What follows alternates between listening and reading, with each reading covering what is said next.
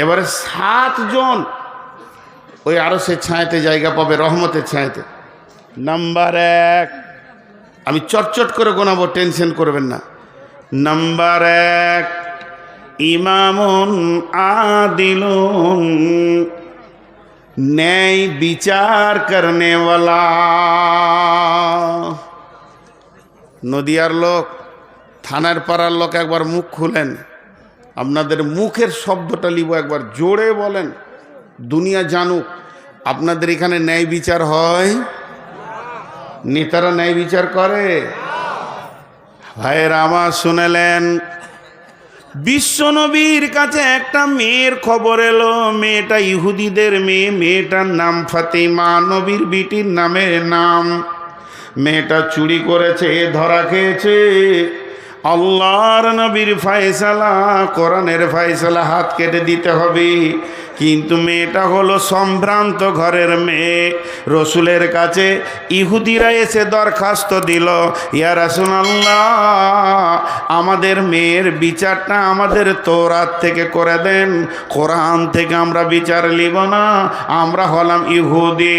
নবীজি বললেন, তাই হবে, তোমাদের তওরাত নিয়ে এসো, আমি ওটাতেই বিচার করে দিব। তারা একটা তওরাতের হাফেজ আনলো। এবার নবীজি বিচারে বসেছেন, আদালত চলছে। চলতে চলতে ওরা হাফেজটাকে শিখিয়ে দিয়েছে, যে জায়গায় হাত কাটার কথাটা আছে ওইখানটা টপকে দিয়ে পড়ে দিবি, তাহলে আর হাতটা কাটা যাবে না, আমাদের ইজ্জতটা থেকে যাবে। এবার তওরাত পড়তে শুরু করলো। তওরাতে এসেছে চুরির শাস্তি কি হবে। যখনই হাত কাটা শব্দটা এসেছে, ওই জায়গাটা যখন বাদ দিয়ে টপকিয়ে দিয়েছে, নবীজির একজন সাহাবী ছিলেন তওরাতের পণ্ডিত, বললে, বন্ধু আটকে যাও, কারণ আমার ওই জায়গাটা মুখস্থ আছে। এরা তো বেনে গেল। আল্লাহর নবী বললেন, লাউ কানা বিনতি ফাতেমাতা, এটা যদি আমার কলিজার টুকরা ফাতেমা হতো, আমি বিশ্ব নবী নিজের হাতে তার হাত কেটে দিতাম, কোনো রকম কনসিডার করা যাবে না। অতএব পৃথিবীর বুকে যে লোকটা বিচারে বসে এবং হক কথা বলে এবং ন্যায় বিচার করে, আল্লাহর নবী বলছেন, তুমি কিয়ামতের দিনটাকে নিয়ে টেনশন করো না, তোমার একটা ওই ছায়ার ভিতরে কোটা লেগে গেছে, তোমার রিজার্ভেশন হয়ে গেছে। সমস্ত হাসরবাসী নাফসি নাফসি করবে তাপে, আর তুমি এসি রুমের ভিতরে। পৃথিবীর এসি যদি এত সুন্দর হয়, তো আমার রবের এসি কত সুন্দর হবে। সেখানে তুমি আরামে সময়কে অতিবাহিত করবে। ন্যায় বিচার চলে গেছে পৃথিবী থেকে। হযরত উমারের বিচারগুলো যদি বলতে লাগি সময় লম্বা হয়ে যাবে, কিন্তু একটু ভাবেন, ন্যায় বিচার নাই। আর আল্লাহ রসুল বলেছেন, কিয়ামতের আগে কি হবে? সাদাল কাবিলাতা ফাসিকুহুম, চরিত্রহীনরা গায়ের নেতা হবে, বিচার করবে। চোর, লম্পট, দাগাবাজ, বেঈমান, খুনি, এরা আবার গায়ের বিচার করবে। আপনাদের নদিয়াতে মনে হয় করে না? সব কটা ফেরেশতা লোক বসে থাকে না, লুটে পুটে খেয়ে ও আবার বিচারে বসবে।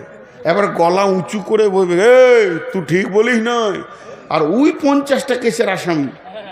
হ্যাঁ, এরকম আপনাদের দিকে নাই না? বলছেন ন্যায় বিচার যে করবে, আল্লাহ কোরআনে বলছেন, ওয়াইদা কুলতুম ফাদিলু ওয়ালাউ কানা যা কুরবা, যখন তুমি কথা বলবে ইনসাফের সঙ্গে বলবে। কারণ তোমার নরম জিভটা কোথায় রেখেছি জানো? 32টা সৈন্যর মাঝে। শুধু তাই নয়, 2খানা সিআইডি রয়েছে জিভের কাছে, 2টো সিআইবি রয়েছে, 2টো আর কি সিআইডি, 2 ধারে সিবিআই রয়েছে। এখানে রয়েছে সিআইডি, এখানে রয়েছে সিবিআই, আর 2টো চোখ কাস্টম অফিস সব দেখছে। আর 32 জন সিনার মাঝে তোমার জিভটা রেখেছি। আর মগজটা হলো দেহের সুপ্রিম কোর্ট, এই কোর্টের নিচে আদালতের ভিতরে তোমার জিভ বাস করছে। তো আমার আল্লাহ বলছেন, যখন তুমি কথা বলবে আর মিথ্যা বলবে, তো তোমার চোখ, তোমার কান আর তোমার নাক হাসবে, এ বেঈমান কত বড় বেঈমান। আর দাঁতগুলো বলবে, হতভাগা রে, তোর জীবনটা বড় করুণ জায়গায় জায়গায় পৌঁছে যেছে, আর মাথা আদালত সব নোটিশ করে নেবে এত বড় অন্যায় তুমি পৃথিবীতে করলে। যারা অন্যায় বিচার করে এরা ক্ষমতার জোরে বিচারটা করে দেয় যে ভেবে আর বিচার হবে না। কিন্তু শুনে নাও, পৃথিবীর বুকে যতগুলি ছোট বড় বিচার হয়ে যাচ্ছে, নিষ্পত্তি হচ্ছে, এগুলো পুনরুত্থান আর একবার কিয়ামতের মাঠে হবে, যেদিন আমার রব এলান করবে, ও মুজরিমের দল, যারা ন্যায় বিচার পৃথিবীতে পাও নাই, আমার কাছে এসো। ওয়াকুদিয়া বাইনাহুম বিল হাক্কি ওয়া হুম লা ইউজলামুন। আমি রব আজকে বিচার করব রে, সকলকে পরিপূর্ণ বুঝিয়ে দিব, কারো উপরে জুলুম করব না, তোমরা আমার কাছে এসে বিচার লাও। একটা মজার ঘটনা শোনাই আমার এলাকায়। একটা সাইকেলের সাথে বাচ্চা ছেলে সাইকেল চালাচ্ছিল, তো এই বাড়ির লোক ধরেন খানিক মাটি এনেছে, ওর বাড়িতে দরকার, তো ট্রাক্টরের মাটিটা ওই বাড়ির দেয়ালের গায়ে ফেলে দিয়ে চলে গেছে। তো একটা বাচ্চা ছেলে সাইকেল চেলে ওই দিকে যাচ্ছে, আর ওই দিক থেকে একটা মোটর সাইকেল আসছে, লেগে গেছে, যে সাইকেলের চাকাটা বেঁকে গেছে। এবার বিচার বসছে বিকেলে, পার্টির লোক বসেছে, যে মোটর সাইকেলওয়ালা সেও তৃণমূল, আর যার সাইকেল বেঁকেছে সেও তৃণমূল। এবার বিচার কি হয়? বলছে মাটিতে রেখেছে, ও আবার শিপে বলছে অখিটা, তুমি মাটিটা এমন করে রাখলে সাইকেলটা বেঁকে গেল, তোমাকে 10,000 টাকা লাগবে। মেরে দিলে 500। আমার এলাকায় হয়েছে এ ঘটনা। জি, তোমাকে 10,000 টাকা লাগবে, মাটি যেখানে সেখানে রাখলে হবে। পরে দুজন বেঁচে গেল। বিচার কি সুন্দর হচ্ছে দুনিয়াতে, বাহারে বিচার রে। এরা ভাবছে আমাদের কাছে কেউ নাই, তো ন্যায় বিচার করে নেওয়ালা। শোনেন, বাদশাহ নিজে হরিণ শিকার করতে গেছে, এরকম তীর ধরেছে, আর যেই তীরটা পরত করে ছেড়ে দিয়েছে, আর হরিণটা তরফ করে লাফিয়ে উঠেছে, আর লক্ষ্যভ্রষ্ট হয়ে গিয়ে নদীর ধারে এক বুড়ি কাপড় কাটছিল, তার ছোট বাচ্চাটা দাঁড়িয়ে দাঁড়িয়ে কাঁদছে, সে বিধবা। ওই ছেলেটাই তার সম্বল, ওর মুখ পানে তাকিয়ে দুনিয়া করছে, এই কানে তীর লেগে গেল, স্পট হয়ে গেল, মারা গেল। বিধবা কাঁদছে, স্বামী তো নাই, ছিল একটা ছেলে, সেও চলে গেল। লাশ আদালতে দিয়ে দিল কাজীকে। বিচার হবে কাজীর, আর করবে কার বিচার? বাদশার। যে বাদশা কাজীকে রেখেছে বিচার করার লেগে, তার বিচার হবে। সময় দেওয়া হলো, দাফন কাফন হোক, বা লাশ পড়ে আছে, সময় দেওয়া হলো বাদশাকে, এসো। ঠিক সময়ে বাদশাহ কাঠগোড়ায় পৌঁছাচ্ছে, আবার তীর ধনুক নিয়ে, তীরে ধনুক লাগিয়ে নিয়েছে বাদশাহ। কাজীকে বলছে, বলেন বিচার করেন। বুড়িমা, জি বাবা, এই বাদশাই তো তোমার ছেলেকে মেরেছে। হ্যাঁ। ও হরিণ শিকার করছে না কি করছে আমি জানি না, তবে তীর এসে আমার ছেলের কানে লেগেছে, স্পট, সঙ্গে সঙ্গে মারা গেছে। বাদশাকে বলছে, তুমি মেরেছ? কি সত্য কথা? হ্যাঁ, আমি মেরেছি, তবে হরিণ মারার লক্ষ্য ছিল, হরিণ পালিয়ে যাওয়ার কারণে তীরটা গিয়ে ছেলেকে লেগেছে। কাজী বলছে, আমি তা দেখব না, তুমি মেরেছ, এটাই শেষ। তুমি হরিণ মারবে, হরিণ তো লাফাতেই পারে, তো ওইদিকে কেউ আছে কিনা একটু দেখার দরকার ছিল না? কাজী বলছে, জাল্লাদ, কতলের পরিবর্তে কতল। কোরআন বলেছে বাদশাহ হোক আর যাই হোক, এক্ষুনি গর্দনটা বুড়ি মায়ের সামনে লাশ বানিয়ে দাও, গর্দনটা থেকে মাথাটা নামিয়ে দাও। বাদশাহ তখন তীরটাকে টান মেরে ধরেছিল, হালকা করে ছেড়ে দিল, দিয়ে বলছে, কাজী সাহেব, আমি তীরটা বাড়ি থেকে কেন এনেছিলাম শুনেলেন? আজকে আপনি ন্যায় বিচার করেছেন বিধায় বেঁচে গেলেন। যদি আপনি অন্যায় বিচার করতেন, তাহলে এই তীর দিয়ে আপনাকে আমি লাশ বানাতাম। আমার রাজ্যে অন্যায় বিচার চলবে, এটা আমি মেনে নিতে পারি না। কেটে দাও আমার গর্দন, আমাকে লাশ বানিয়ে মাটির তলায় দিয়ে দাও, কিন্তু জানে শান্তি পাব যে দেশে নেই বিচার চলছে। জাল্লাদ রেডি হয়ে গেল, খাপ থেকে তলোয়ার বের করেছে, বাদশাকে নিয়ে এসে নামানো হলো, পেছনে হাত বাঁধা হচ্ছে। বুড়ি মা বলছে, বাপ, বাদশাকে বাঁচানোর কি কোনো রাস্তা নাই? এত সুন্দর ছেলে যে নেই বিচারকে গ্রহণ করে। বুড়িকে কাজী বলছে, ওকে একমাত্র বাঁচাতে পারবেন আপনি। যদি আপনি আপনার ছেলের খুনটা মাফ করে দেন, এক্ষুনি বেঁচে যাবে, এছাড়া ওর দ্বিতীয় কোনো আর রাস্তা নাই। তখন বুড়িমা বলছে, বাবা, একটা ছেলে তো আমার চলেই গেল, তা আমি বাদশাকে মাফ করে দিলাম, জাল্লাদ তুমি তলোয়ার ফিরিয়ে নাও। যখনই জাল্লাদ তলোয়ার ফিরিয়ে নিল, বাদশাকে বেকসুর খালাস ঘোষণা করা হলো। অমনি বাদশা দৌড়ে গিয়ে বুড়িকে কোলে তুলে নিয়ে বলছে, মা, তোমার তো একটা সন্তান মারা গেছে, তো আমাকে কি তুমি সন্তান হিসেবে গ্রহণ করে নেবে না? আমার কাছে বাকি জীবনটা কাটিয়ে নাও। আল্লাহর নবী বলছেন, পৃথিবীর বুকে যে ন্যায় বিচার করবে, ন্যায় সাক্ষী দেবে, অন্যায় অনুপরিমাণ জ্ঞান বশত করবে না। নবীজি বলছেন, উম্মত, তোমার চিন্তা নাই, সেই কঠিন দিনে তোমাকে পেরেশান হতে হবে না। ওই রকম একটা এসি রুমে তোমার কোটা লেগে গেছে। নাম্বার 2, ওয়ারাজুল ওয়াশাবুন শাফি ইবাদাতিল্লাহ, ওই যুবক আর ওই যুবতী যে যৌবনকালে আল্লাহর ইবাদত করেছে, যৌবনকালে বেশি বেশি করে আল্লাহকে ডেকেছে। এখন যুবতীদের যৌবনকালের ইবাদত কি, আর যুবকেরই বা যৌবনকালের ইবাদত কি, এটা বলতে গেলে 1 থেকে 1.5 ঘন্টা লাগবে। শুধু আমি শর্টে বলে দিচ্ছি, যুবকের 2টি যৌবনকালে ইবাদত। একটা হলো যে কোনো উপায়ে ইনকাম করে নিয়েছে, অধীনস্থ মা বাপ, ভাই বোন, বিবি, স্ত্রী, ছেলে মেয়েকে সুখের দিন দেখানো। যত কষ্ট হয় যুবক, তুমি তিলে তিলে ইনকাম করে নিয়ে এসে খাওয়াও।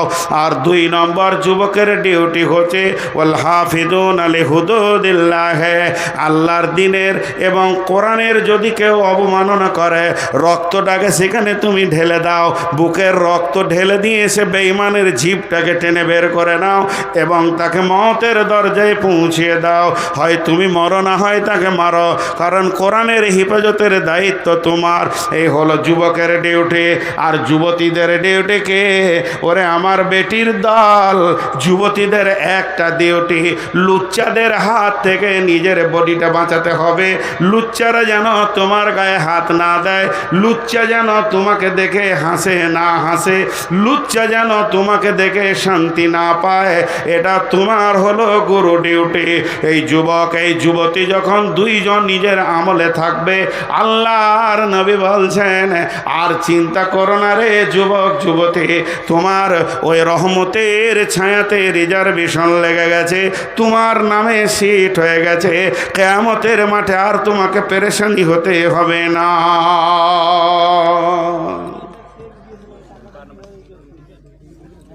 জি, আমার বেটিদেরকে খালি একটা কথা বলবো, মন দিয়ে শুনেন।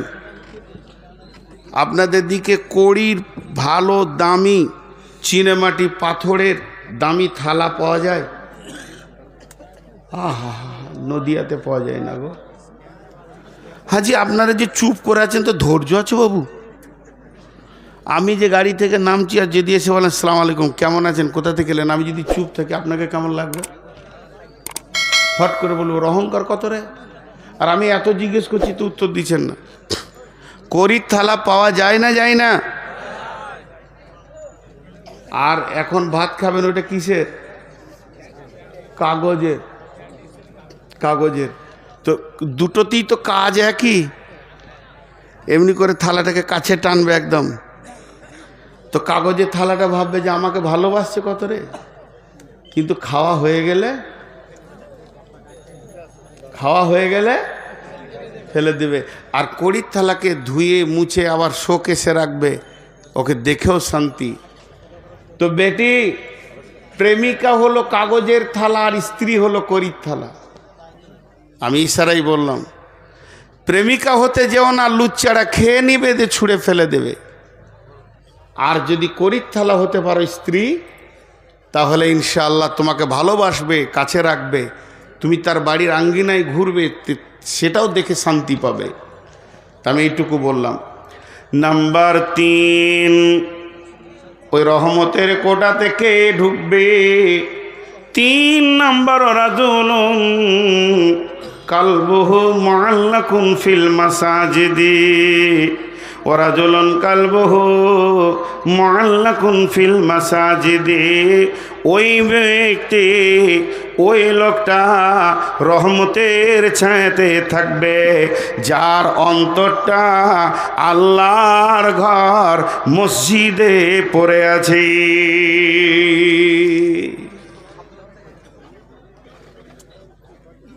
বলো না, আমি যদি 12টা 15 থেকে কালেকশন করি, এটা শেষ হয়ে যাবে। হ্যাঁ হ্যাঁ, বলছে হজে যাবে ইনশাআল্লাহ, আপনারা রেডি হন। এরা উঠছে কেনে, এরা উঠছে কেনে, এ যা, এরা উঠছে কেনে? ও ভাই, কি হলো, পকেট মেরে দিয়েছে? এ আমার কাছে আসেন। আচ্ছা, এরা উঠছে কেন বুঝতে পারছি না। না, খবরদার, নাউজুবিল্লাহ, এটা কি মানে মাইকে বলার? ও আর স্বামীকে খুঁজছে তো, এটা বলে দিতে হবে। হ্যাঁ গো, স্বামীকে গোপনে খুঁজতে হয় গো। ছি ছি ছি ছি ছি। কি নাম? কানুন।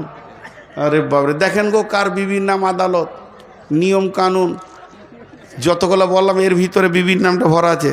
আদালত, নিয়ম কানুন, যে যান, আপনার বিবি আপনাকে খুঁজছে, নিশ্চয়ই কোনো অসুবিধা হয়েছে, বাড়ি যাবে, যান। তো 3 নম্বর ওই ব্যক্তি যার দিলটা মসজিদে পড়ে আছে। এটা অনেক ব্যাখ্যার করলাম না। 4 নম্বরে আল্লাহর নবী বলছেন, ওরাজুলানে, ওই 2 ব্যক্তি তাহাব্বা ফিল্লাহি ইজতামা আলাইহি ওয়া তাফাররাকা আলাইহি। ওই 2 ব্যক্তি রহমতের ছায়াতে থাকবে যারা একে অপরে আপোষে মিলামিশা করে আল্লাহকে খুশি করার জন্যে। 2 বান্ধবী আপোষে চলাফেরা করে, তাদের উদ্দেশ্য আল্লাহ খুশি হয়ে যাক, আবার আল্লাহর জন্যে ছাড়াছাড়ি করে। ওয়া তাফাররাকা আলাইহি, ওই 2 ব্যক্তি আল্লাহর জন্যে মহব্বত করে আর আল্লাহর জন্যে ছাড়াছাড়ি করে, এরা ওই রহমতের ছায়াতে জায়গা পাবে। এটা মজার কথা আপনাদেরকে বলি। কোরআন হাদিস এমন একটা জিনিস, যত পড়ব তত নতুন, যত পড়ব তত নতুন। আমি আমার জীবনে সূরা ইউসুফের একবারই তাফসীর করেছিলাম, তখন অনেক ছেলে মানুষ ছিলাম, 6 ঘন্টা লেগেছিল। তো গোটাটাই নয়, শুধু ঘটনাটা, আয়াতগুলো নয়, তাহলে তো অনেক সময় লাগবে। তো এখন পড়ছি তো আরও নতুন জিনিস মনে হচ্ছে। তো সূরা মারিয়ামের 70 নম্বর আয়াত থেকে তাফসীর পড়তে পড়তে একটা জায়গায় যে পেলাম, ইবনে কাসিরে লিখেছে যে ভালো বন্ধুত্ব করো, তাতেও তোমার নাজাত আছে নেককার লোকের সঙ্গে। বলে কেন?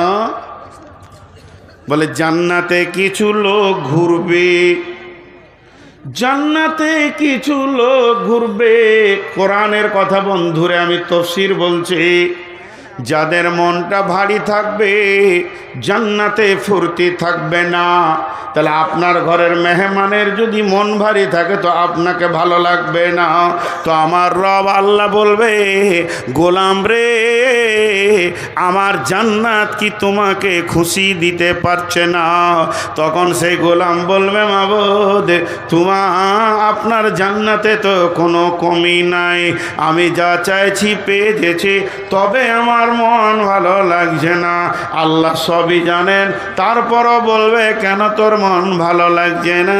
তখন আমার ওই গোলাম বলবে, মাবুদ, পৃথিবীতে আমার এক বন্ধু ছিল বড় আল্লাহওয়ালা নামাজি, আমার আপনাকে ভালোবাসার মতো বন্ধু, কিন্তু ঘটনা হচ্ছে কি, সামান্য অন্যতম ছোটোখাটো গুনহার কারণে ওই জাহান্নাম চলে গেছে।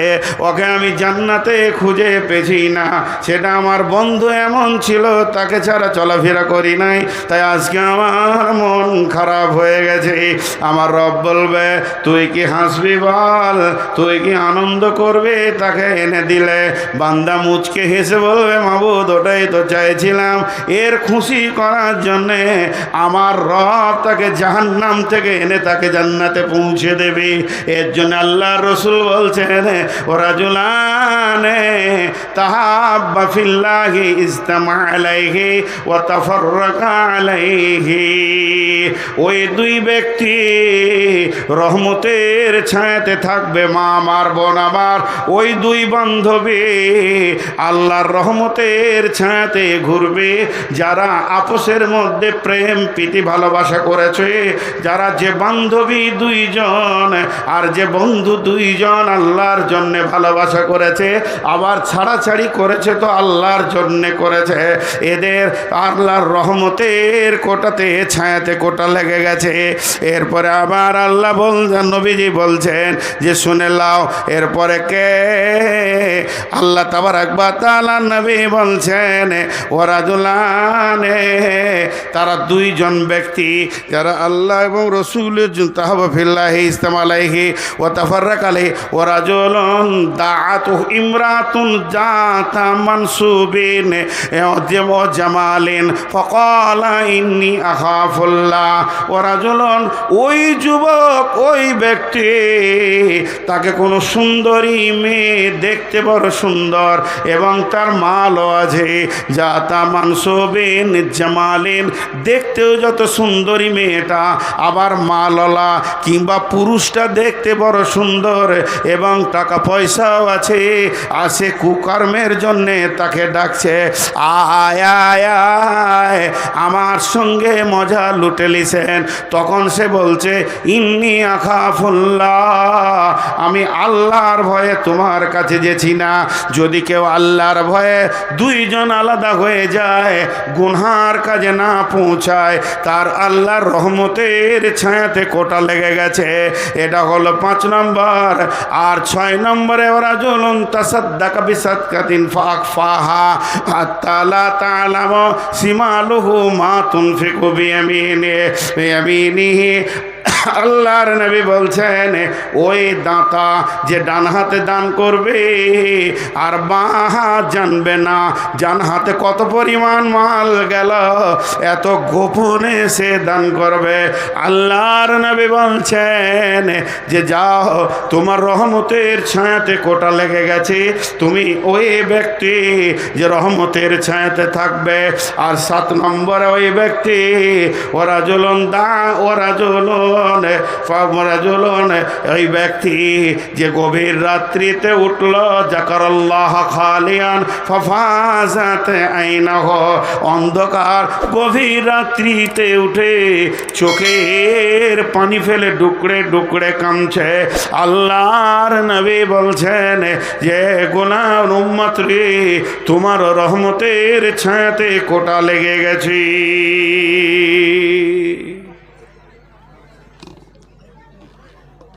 আজকের বক্তব্যটা কি হলো? কিয়ামতের মাঠে টেনশন মুক্ত বক্তব্য।